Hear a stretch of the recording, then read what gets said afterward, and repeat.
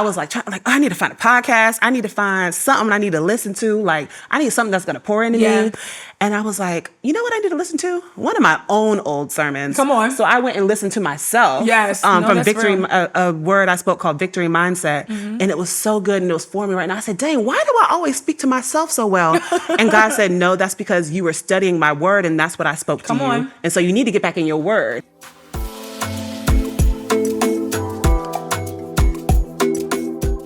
What's up, Crafted for Glory? We are back again, and I'm so pumped. I'm so grateful I get to be here with you guys. And if you're tuning in, you are at the right place in the right time. We have a special guest today, and it is my good girlfriend, Kindra Moné. Come on. Hey, girlfriend. Hey, babe. You look good. How you feeling? You look good. Thank you. I'm feeling good. I am feeling all of the life things right now, but I am content. Yes. You know, I'm peaceful and I'm excited. I'm excited for what's ahead. Yes, I'm so excited to have you here. Like, honestly, I've been wanting to have you. Well, as soon as God gave me this idea, you were like one of the first people that came to my mind because you have such an incredible story. So if you guys are jumping in for the first time, Crafted for Glory is the perfect space where you are not going to have to come here perfect at all. This is a place where perfection is not existing. Instead, it is about progress.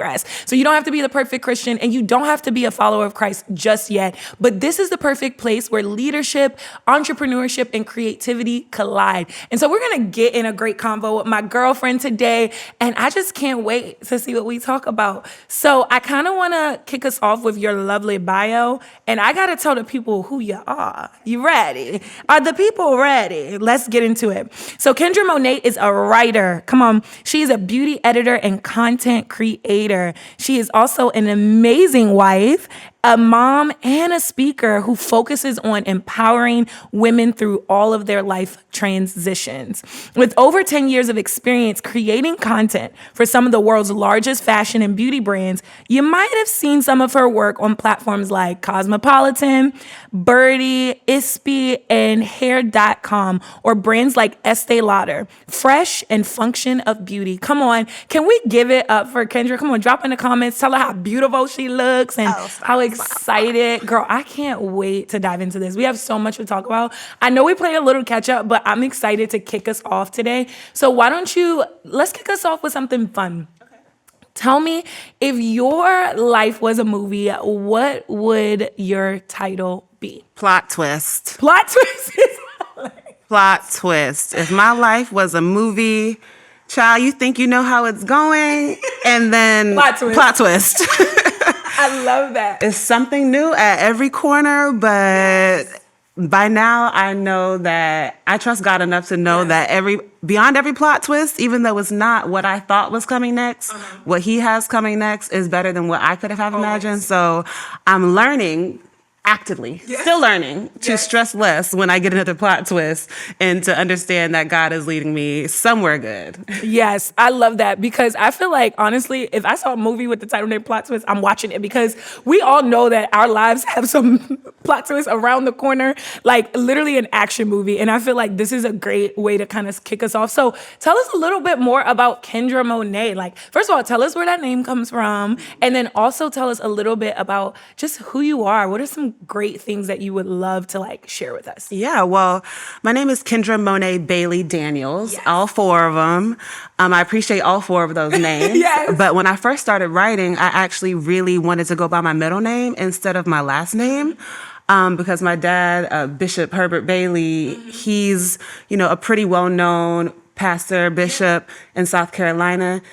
And I didn't want anybody to associate me with him, honestly. And he probably low-key didn't want anyone to associate me with him either. I'm just kidding. I'm kidding. He's always been proud of me. But I grew up a pastor's kid. And I was really on a search for my own identity because I think when you are a pastor's kid, that people will assume things about you. Like, you either assume that I am burning buildings and smoking crack, or you think that I'm just Miss Goody Two Shoes who never makes a mistake. And I'm like, your mom might be a dentist, but you might get a cavity. Yes, if your dad's a teacher, have you ever gotten a B? Can I be on my own journey? Exactly. So my pen name was always Kindra Moné. And I stuck with it. Yeah. So who is Kindra Moné? now, if you asked me this 5 years ago, I would have led with just like what I do. But I feel like I've learned that who I am is so much bigger than like my job title or whatever it is that I'm pursuing career-wise at the moment. So I am a daughter, I'm a sister, I am a wife, I am a mother. I love being a mother. I have one son, and by the time this comes out, it'll probably already be out that I have more on the way.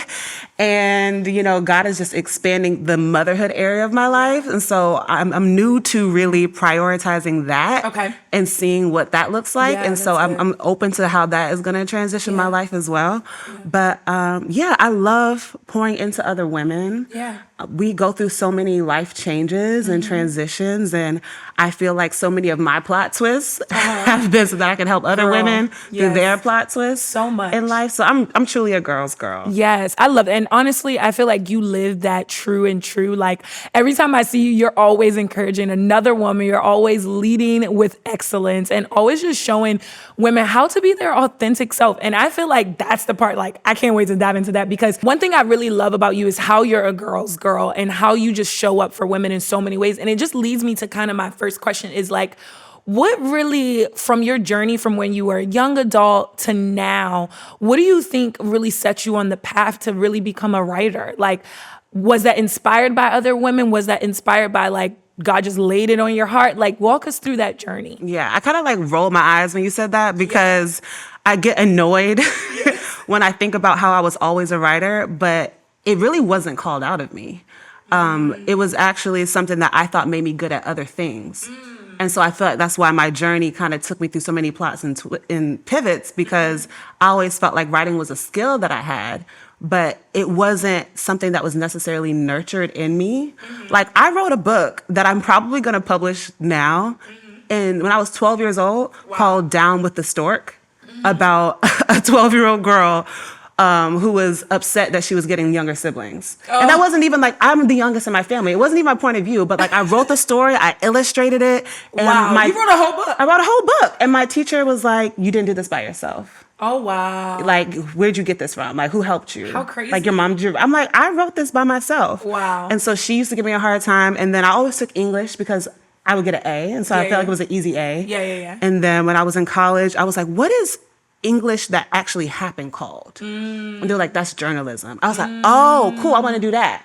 You know, but so I kind of fumbled around it, and I majored in psychology. And it wasn't until I was graduating, giving my psychological thesis presentation on the probability. I think my study was on athletes being more religious and superstitious than the average student population. Really? So I had all this scientific research, and I'm giving my presentation, and I was like, I got the award. I'm normally a pretty good speaker, but I was like, the probability of, and my whole time I'm like, why are you doing that? Yeah. Like, I do love helping people, that side, but the science of it, I was like, this is not for me. So I was like, what do you enjoy?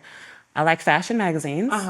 And thankfully, I had seen faith demonstrated all my life through my parents. They definitely have lived their whole life with big faith dreams. So I was like, you know what?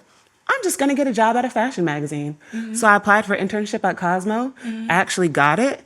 And then I was out. And then I moved to New York. And then it began. But I feel like I kind of fumbled along my way, because even then, I don't think I knew I was a writer or I really like owned that title for myself, because I think I was waiting on someone else to affirm it. Wow. That's so good that you shared that aspect of like, you were still in the process of learning about that very thing. Because I think a lot of entrepreneurs and creatives, they take some time to take the step to go out, and they wait, and they're like, oh, like this person came up with this idea and I should have did it. Or they don't take that step of faith. And honestly, in that part of your journey, I really want to hear a little bit about what really was that step in faith for you, because I know where you're from, but tell us a little bit about, like, you were living down south, you were living somewhere else. Tell us a little bit about that journey and taking that step to go from down south to, you know, fashion, you know, tell me all the things. When I tell you I faked it till I made it, okay? But I did study. So I was like, okay, I'm interested in this. So now let me start studying. Let me make sure I'm getting all the magazines. Right. Let me start studying designers. Yeah. And so when I applied, and actually when I applied at the time, it wasn't as obvious on how to do something digitally I'm not that old, but a lot has changed, okay? Yeah, of course. And this was also the end of the heyday of magazines. I mean, it's so sad how so many of them aren't even in print anymore. But at that time, it was really like the heyday, the last hurrah of print magazines. Yeah. So I looked at the back, I found the address, and I found the editors, and I mailed my resume and cover letter to every single editor at the magazine. And I shared the work that I'd done, like with student newspaper and like things like that. And when they called me, Were you shocked? when they called me, I was shocked. But let me tell you, okay, I was determined. I don't recommend this. God forgive me, okay? I'm gonna repent. And the statute of limitations is over. I'm already out of there now. But when they called me for my interview, I was like, oh, is this a good time? I remember I was on campus in college. I was on the yard. And I was like, yeah, this is a good time. I sat down. She said, all right, who's your favorite fashion photographer? I said, huh? Hung up, ran to the library, got on Google. I finished the rest of that interview on Google, looking up fashion photographers, because I didn't know anything. I was just so green. I knew I liked style, but I knew nothing about the fashion industry. Wow, okay. And so I finished the rest of that interview on Google, but I was determined. I said, by the time I get there, I'm gonna know what I'm actually talking about. Yes. So I spent the rest of that, I think it was December, I spent the rest of my Christmas break just, following blogs and immersing myself in the industry so that by the time I got there, I could feel like I actually knew something. And honestly, I don't even think that's like faking it till you make it, because I think honestly what you just shared is doing the work before you even got the opportunity, because it reminds me of this season in my life where I was actually like, so I had been signed as a model when I was 16, and shortly after I wound up leaving, skipping all of that story, that's for another episode, but I wound up leaving, and I remember like going to like an agency to like do a whole nother like opportunity with another agency. And I get there and I paid like, back then, $150 in college was a lot of money. Okay, yes. Yes, okay, that was a lot of money. It took me 7 Starbucks days to get that money, okay? So I had this money and I'm like, I'm gonna spend this money somewhere, somehow on my model career. So I meet this woman, and I saw her on Instagram and I was like, I want to apply to her agency. So I did. And her test shoot that you do with her was like $150. And I was like, okay, if I test with her, I get these shots, I'm all in. I don't care how I'm going to get in, but I'm going to get in and we going to get signed. A lot of things happens when things like that happen because you're determined, but there's another story to the side of it. And so I go and I do the photo shoot. When I do that photo shoot, she literally takes all these pictures of me and she says, yeah, you should probably not pursue modeling because you can't pose. No, she didn't. Yes, she did. She said that right to my face. I know my girl, and you can pose. Okay, now I can. But you couldn't at the time. Okay. At the time, no. I was so green, and I was like, well, I was already signed to an agency, so I know what I'm doing. And I got in there, girl. I froze like I was a frog. Like, you would have thought ribbit. Like, it was it was so bad. And so I'm sitting there, and she shows me the pictures, and I was like, I know she didn't just say I can't pose. So she was like, sorry, but we're not going to sign you, literally. But your story reminds me of this moment because after she said that, this is when Barnes and Nobles and libraries were a little bit more prevalent. I ran. After I got off that bus, I ran to Barnes and Noble. I took every magazine off the shelf. I bought all of the magazines. I start flipping through them. I've ripped out pages after pages after pages, and I start practicing posing every single day. I know that's right.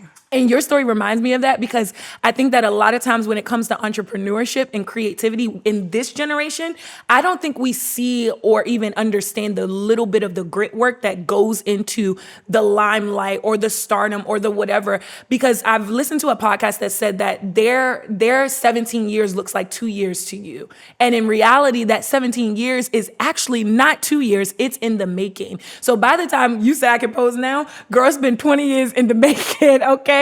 And I think that that's something that I want you to talk a little bit more about when it comes to your story of like, what do you think is one thing or maybe a couple of things that you feel like you wish you would have known before you got into the fashion industry?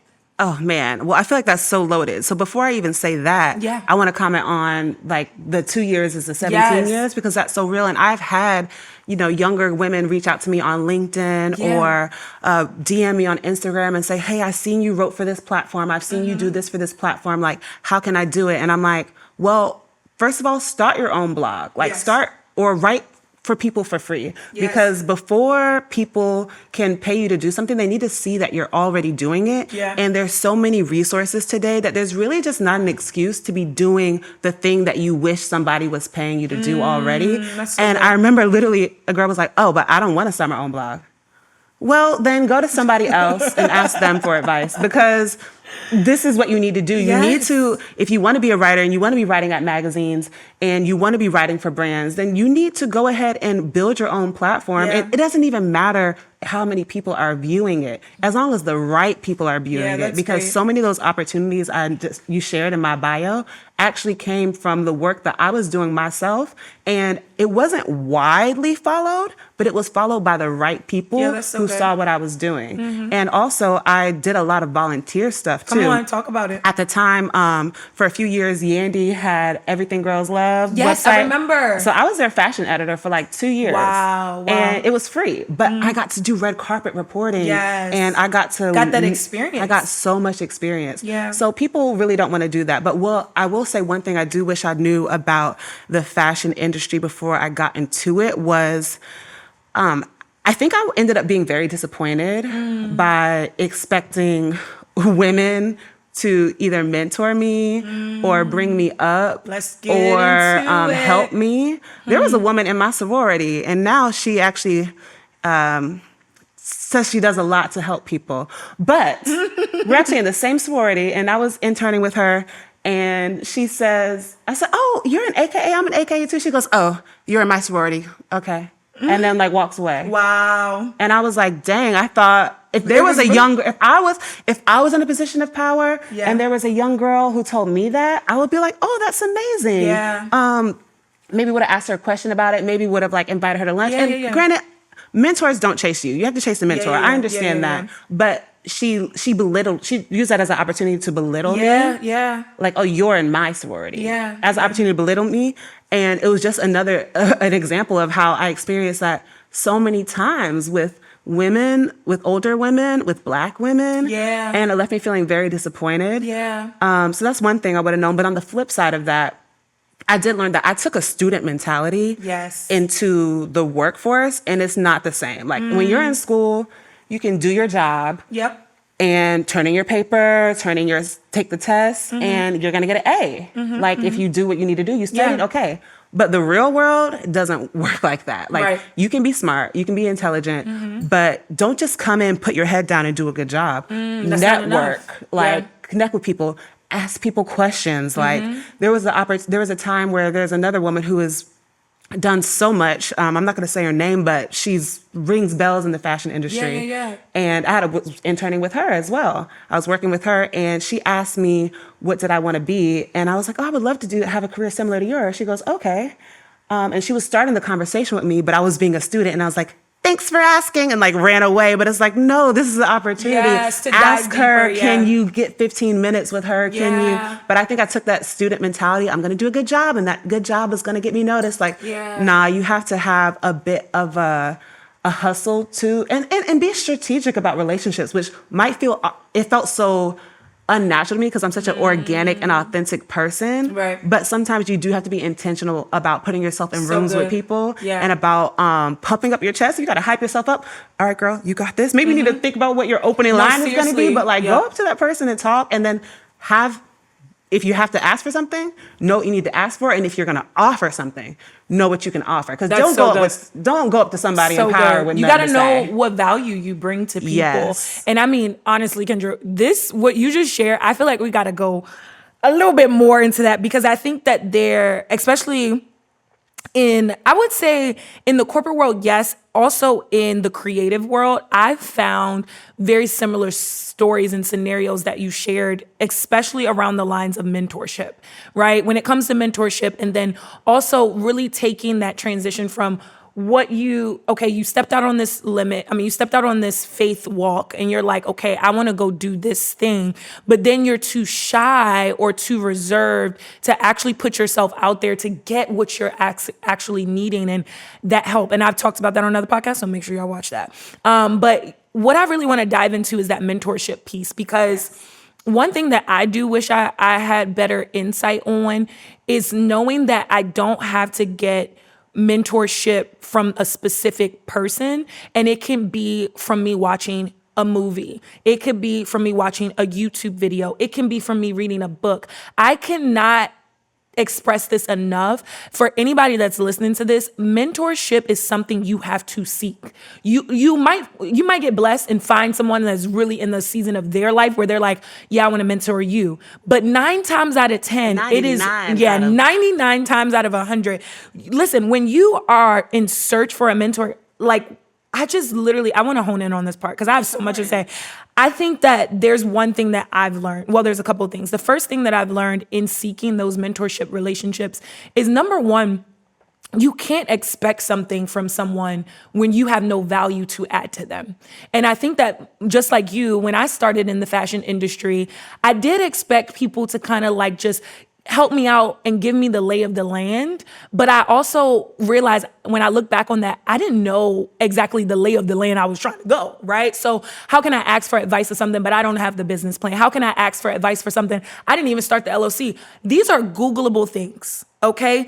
Something I tell my mentees and just like my team and my staff sometimes is like, you have to look up and get an answer before you go and seek it from the person that you're looking for. So that means if you are a follower of Christ, you might need to read the Bible first. You might need to pray about it first and then come to that person. Or maybe you are an entrepreneur. You might need to go and pick up that book. You want to learn about accounting? Go pick up the book. I think that in this day and age, we have a lot of people that expect things from people when all you really have to do is be humble and lean into that. You know what I mean? And so I feel like you cover that really well. And then the second thing that I want to share that I also learned is that mentorship is also, it's organic. Like it's not necessarily something you're like, okay, I follow this person on Instagram and they're going to mentor me forever. When I meet them, they're going to be my like, no, like it's organic. And I've learned that by networking because I found that I would meet somebody that I've admired or I've read all their books or I've read all their articles or whatever. I meet them in person and they're not the same person that I read about. Or they're not the same person that I've watched online, or they're not the same person. And it's not always in a negative way. It's just that we don't mesh well together. And I don't have the same beliefs as you or the same. There's an intangible. Exactly. And so I think that just being open about mentorship relationships, because something God said to me, even when I was prepping to prepare to build this podcast, I didn't want to. I was like, God, no, I don't want to do this. This is not what my goal was. Like, I just want to speak somewhere. Like, send me on a stage. That's what I want to do. And he said, no, you're going to sit down with your friends. And he was like, you have everything you need. And as I was preparing for the launch of Crafted for Glory, what I had to realize is that he actually orchestrated mentors throughout my entire life. I just never tapped into them. So it goes back to your point of you have to say what you need. This episode is proudly sponsored by Tech Light Associates. This is your go-to AV solution. I'm talking all things audio, all things visual, and all things production. Whether you're hosting a wedding or an event, this is going to be your AV top tier solution. I'm talking everything you need. You don't want to be worried. You don't want to kind of go throughout your event wondering if your tech is actually working. This is going to be the perfect solution for you. And I'm telling you this because I want to make sure that you're locked in. From weddings to corporate events to hanging out with your bestie for her next launch party, I'm telling you, you're not going to be disappointed. This is going to be the perfect place for you to make moments unforgettable. I'm talking about moments that bring memories. Ready to elevate your event? It's the perfect opportunity to do it. All you have to do is visit www.techlightavl.com and follow them on social media to stay tuned for all the next things that they have coming. I can't wait to connect with you again. So let's jump back into the episode. See you soon. Bye. And so it leads me to my next question as well, is more of a fun and lighter question is, who would you say is probably someone that you really go to for your constant advice? Like, I know it's probably going to be your mom, but who else? Okay. I know it's going to be your mom, but who else would you say that you go to and why? Because, I call my mom like 3 times a day. I love that. But so many of the people I glean from, like you said, are not my in-person relationships. Yeah. They are literally like the podcasts I listen to, the books I read, the sermons I watch. Yeah. We love SJR. We love Sarah Jakes Roberts. I love Dr. Anita Phillips. Yes, so good. Pastor Torrey Roberts. Yes, he's so good. Great with leadership.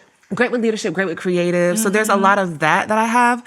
When it comes to advice, I think there's different people for different things in my life. Yes, you know, that's great. I have a friend who, she was like my big sister when I was, little, and then we kind of drifted apart in my later teen years, early 20s. But now she's been married longer than I have. She has Yeah. more children than I have, and I can call her when it comes to family, or she's so also good. a working woman and balancing family and work life. I have another friend who I call her Dollars. She's always she's always had money because she's a Yes. hustler. She's gonna get it. Like I love when it that. comes to like, how do I have this conversation with this boss? How does I have this professional email? Yeah. Like I'll call Dollars and be Yeah. like, girl, like I need your help. I need your help with this. So I have different people in my life that have become that. But I do love what you said about it being organic. Yes. And like allowing those relationships to take time. Yeah. And like now even my pastors have become those people. Yeah. But it's so funny because I had a conversation a couple of years ago when I first started going to that church.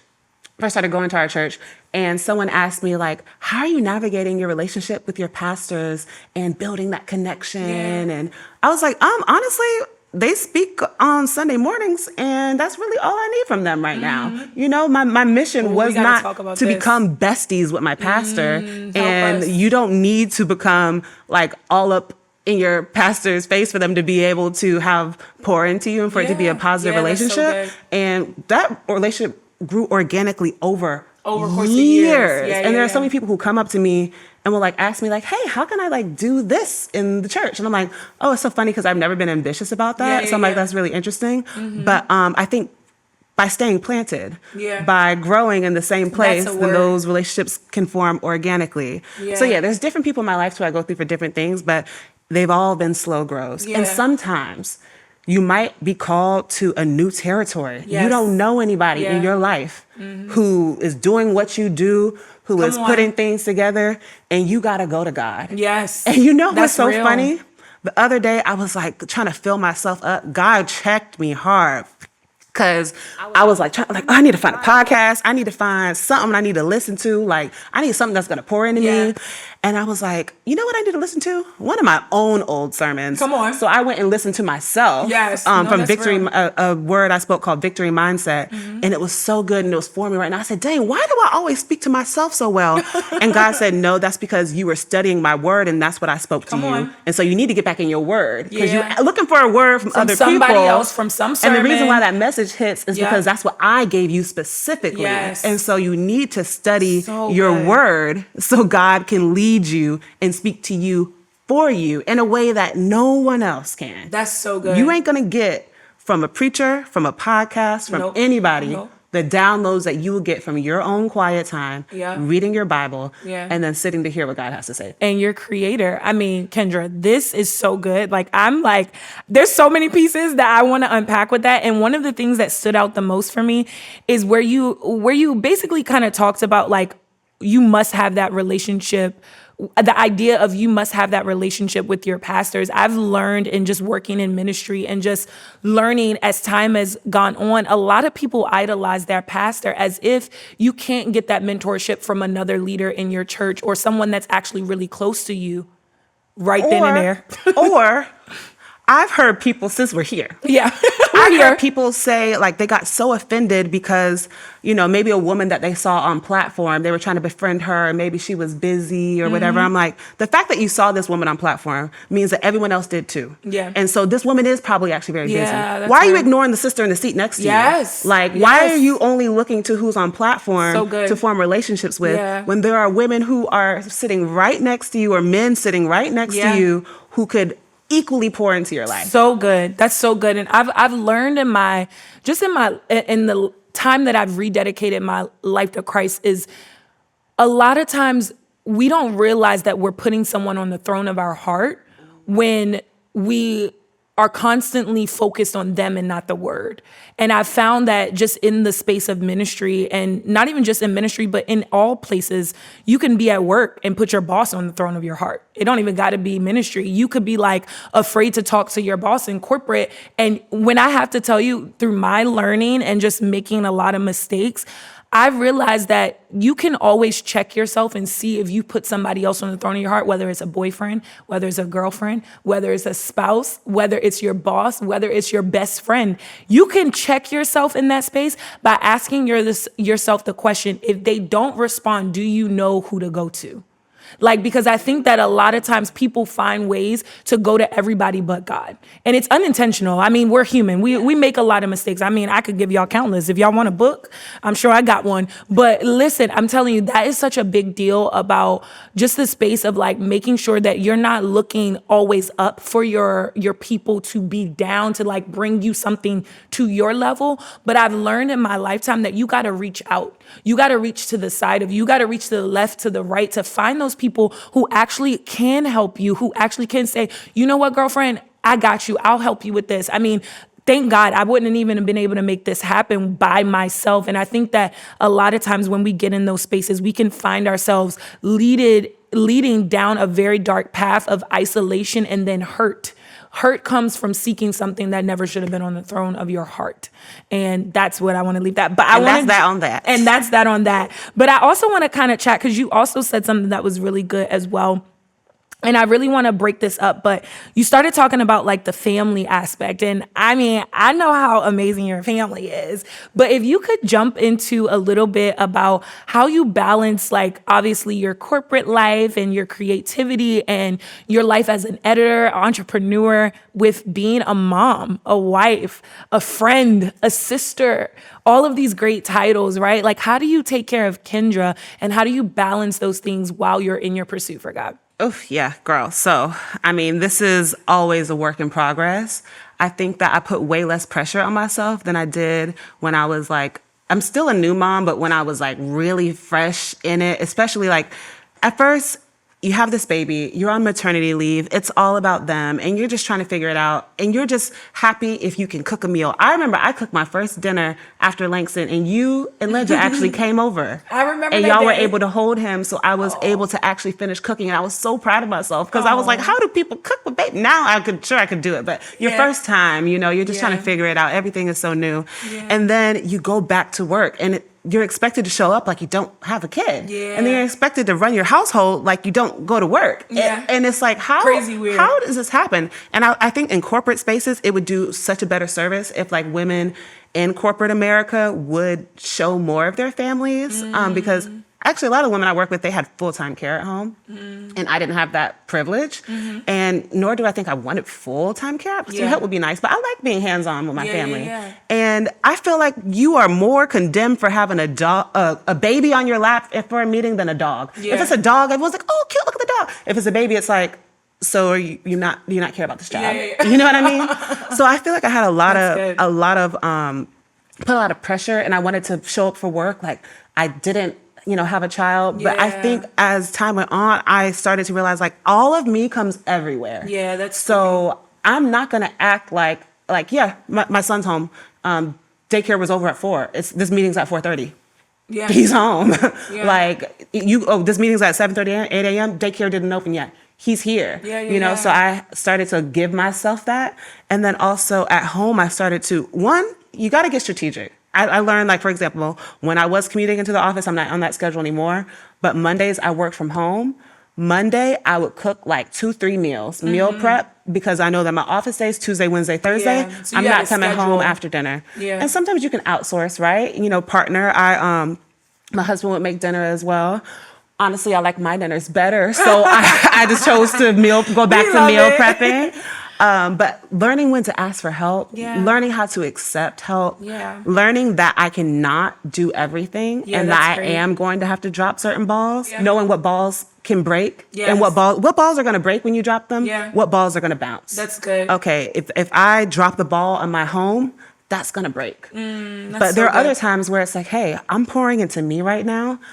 This weekend's going to be a daddy weekend. Can you do that? Can you handle that for me? And just learning that it's always constantly ebbs and flows. It's constantly checking in. And it's also asking for help and trying to put systems in place that I love when yesterday me took care of today me. And I'm like, oh, I'm so glad I did this yesterday. That's so good.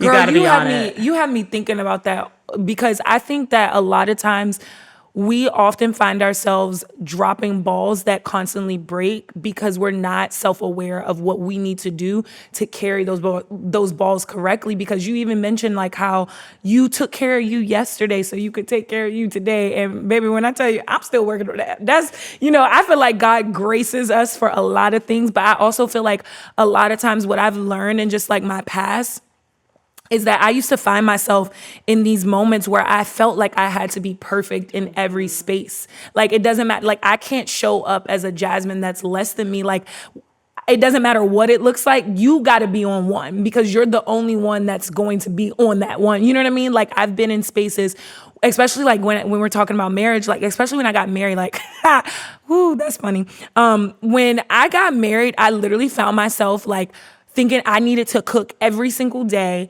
wash clothes every day, make sure the house was together every day, forgetting about Jasmine. Like, I'm like, my husband got to eat, like all of these things. And I remember my husband's name is James. James is going to say, he said, babe, you don't have to do all this. And I said, oh, I don't. Like, I don't got to cook every single day. We can order some food in. He said, no, you don't. And I was like, that amount of pressure that sometimes we put on ourselves when we're in spaces, whether that's in corporate life or whether that's the workplace, the marketplace, or as an entrepreneur, it really takes us away from the space of being self-aware so that we can actually prepare ourselves for what God is calling us to in the future. Oh, go ahead. And let me say this. A lot of these things I learned them by making a mistake. I learned them by dropping the wrong ball. I learned it by something breaking. I think being honest with myself about what season of life I'm in and what I can accept and when I can accept it is so helpful. So for example, I think I told you about this a little bit, was that I had a corporate job, and I was also still doing my freelance writing, contributing to different magazines on the side.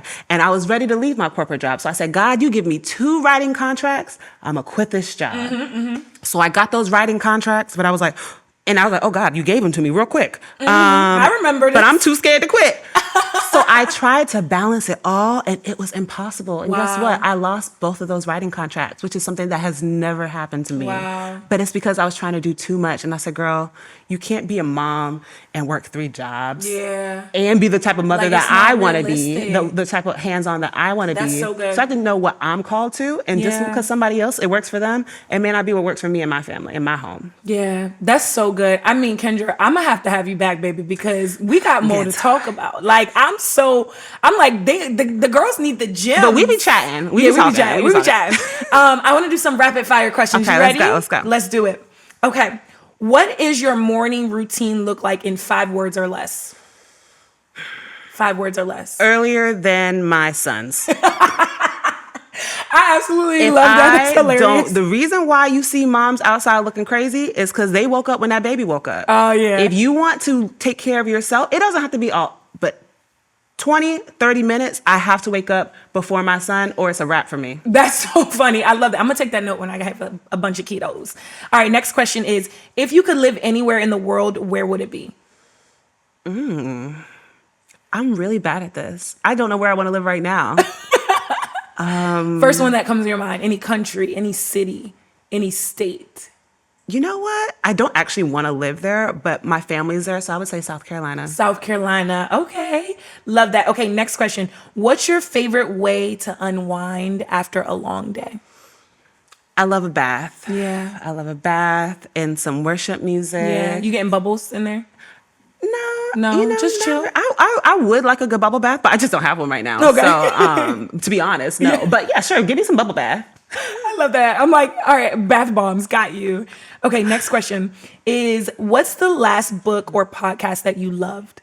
The last book or podcast well, I'm on my birth wave right now. Okay. So I've actually been listening to Pain-Free Birth. Okay. And it's all about changing our perspective about birth and actually educating ourselves about how our bodies work. Wow, and I'm really enjoying that. Mm-hmm. This just reminds me how much moms literally come up with the best things for future moms. Because, like, I'm not pregnant right now, but I will be in the future. And I'm telling you, like, these gems, there needs to be, like, a book that just gives you all of the gems of what you need to expect as a mom.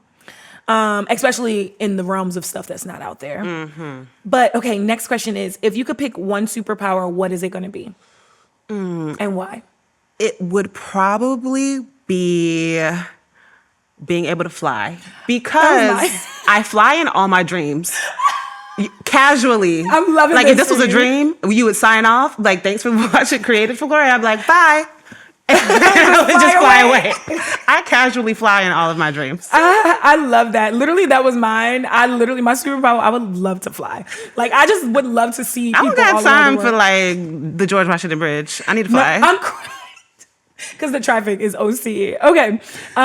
So last couple of thoughts is, what advice would you give anyone listening to this that is looking to be a part of this type of journey? Maybe they're a future mom, maybe they are a future wife, or they currently are a wife in any of those realms, or entrepreneurship. What would you say? My biggest advice would be to trust yourself, trust your creativity. Don't second guess yourself too much. It's okay to start something and fail and pivot and start again. You get to reinvent yourself as many times as you want. Nobody's counting. That's so good. No one's checking about how many times you've reinvented yourself, and just go for it, because the older I get, the more I'm learning that I would rather do it than to live with the angst of keeping it inside of me. That's so, so good. Well, I am just honored. First of all, you are amazing, Kindra. I could talk to you for hours. Like, we could be here for 8 hours and people would literally love on you. I swear, like, you're just amazing. You're a great mom. You're a great wife. I literally look at you as someone that's like, it's an aspiration to be able to have the grace for what you do in all areas. From the moment that you have, stop, don't look at me like that, because you make me cry. Not you getting, but literally, like, from the grace of just like being a daughter of pastors and being able to stay on that journey and have your ways to navigate back on your own personal journey is so aspirational. And I just want to say, I love you so much. And look at me like, I'm sorry, I love you too, okay? I'm going to start crying, but I love you so much. And I'm just honored to have you in my life. You're an amazing wife, an incredible mom, and an amazing future mama of multitudes, okay? I'm so excited for you, and God's going to bless you in so many ways. So Crafted for Glory, as we come to a close, I really want Kindra to take a moment to share where you can find her on all platforms. So Kindra, go ahead and tell us about that. Yes, you can follow me on Instagram, TikTok, and YouTube. They're all the Moné Edit. That's the MONE Edit. I love that. Can I pray for you real quick before we go? Yes, please. All right. Dear Heavenly Father, I thank you so much. You're just so amazing. God, you made the heavens and the earth. You made the stars in the sky. God, what more would you do for your daughter, Kindra? My God, I thank you, Lord God, for her life. I thank you for her smile, just her joy that she brings, her authenticity. And one thing about Kindra, you made her perfect in the image of God. I thank you, Lord, that you're going to continue to bless her and love on her. I pray that every step that she takes, it's a forward step. God, that even in seasons where she feels like she has no control, God, you will be the one in control. I pray that you bless her family, her friends, and her loved ones, Lord God, with a mighty love from you. Be with her in Jesus' mighty name. We thank you for this opportunity to commune together. Amen. Amen. Amen. I love you so much. Thank you, friend. Love you. You're so welcome. All right, family, we are at the end of this, and I don't want to leave y'all. I promise I don't, but I'm going to have to see y'all next time. But in the meantime, make sure you subscribe, you like, and you comment on the podcast. Tell us what you loved about it. Tell us what you didn't like about it. I'll figure it out. At the end of the day, you are crafted for God's glory, and this is the place that faith, leadership, and creativity collide. Can't wait to see you next time. Love you. Bye.